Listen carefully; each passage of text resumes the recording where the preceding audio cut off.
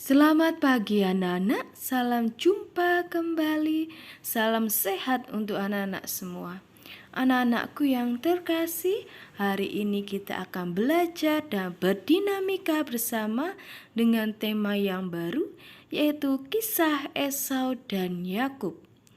Tujuan pembelajaran hari ini adalah anak-anak memahami karya keselamatan Allah yang dialami oleh tokoh-tokoh perjanjian lama.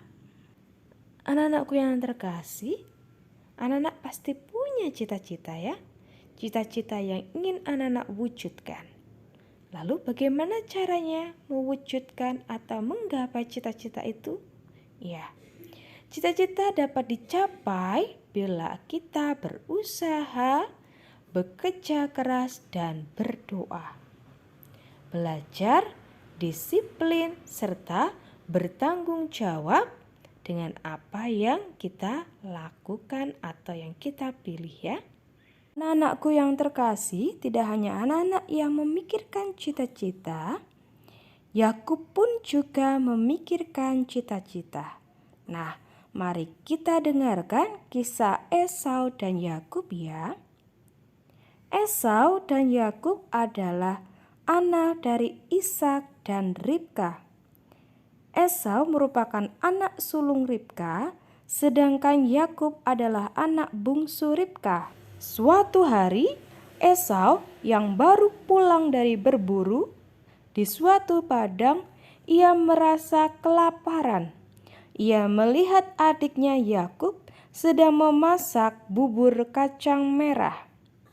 Ia meminta Yakub untuk memberikan sepiring bubur kacang merah.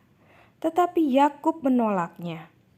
Yakub ingin sepiring bubur kacang merah dijual dengan hak kesulungan yang Esau punya.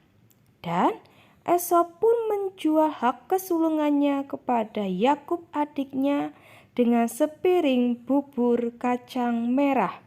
Dengan kecerdikannya, Yakub pun mendapatkan hak kesulungan Esau. Karena Yakub memikirkan masa depan dan ia lebih mementingkan hak anak sulung daripada sepiring bubur kacang merah. Mengapa Yakub mementingkan hak kesulungan? Karena hak kesulungan adalah menjadi ahli waris orang tua.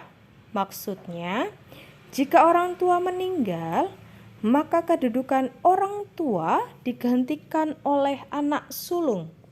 Itu berarti ia mewarisi seluruh kekayaan dan tanggung jawab orang tuanya.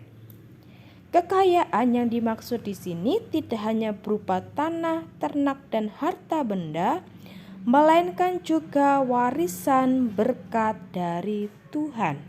Oleh karena itulah, Yakub lebih memilih hak kesulungan daripada sepiring bubur kacang merah.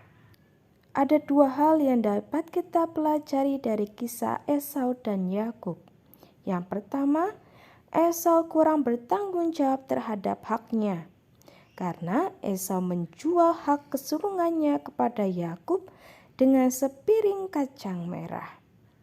Yang kedua, Yakub memikirkan masa depan sehingga ia berusaha mendapatkan hak kesulungan. Karena dengan mendapatkan hak kesulungan, ia bisa mendapatkan harta benda serta warisan dari orang tuanya dan berkat dari Allah.